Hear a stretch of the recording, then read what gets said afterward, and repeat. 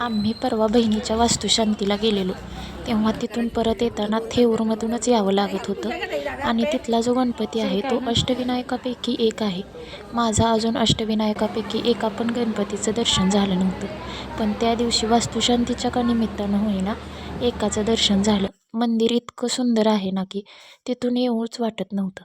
असं म्हणतात की भक्तांच्या मनातील चिंता दूर करतो हा गणपती, म्हणून याला चिंतामणी म्हणतात. आम्ही गणपतीचं दर्शन घेतलं. तिथे प्रसादही वाटायला चालू होता. आम्ही पण थोडा थोडा प्रसाद घेतला.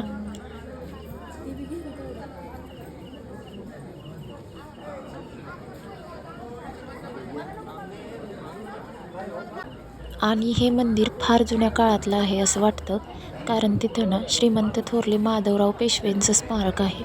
म्हणजेच बहुतेक पेशवेंच्या काळातलं असावं. नंतर बाहेर आलो. तिथे एक पुस्तकांचा स्टॉल होता. माझ्या बहिणीला तिथून काही पुस्तकं घ्यायची होती, ती घेतली. गणपतीचं सगळ्या पुराण पुराण जसं त्यांचं काय त्यांनी केलंय ना ते सगळं पुराण जे गणपती आणि ह्याच्यामध्ये गणेश गीता नाही का स्तोत्र वगैरे काय गणेश गीता जाऊ दे आपले घेते. आणि जाताना फोटोही काढले.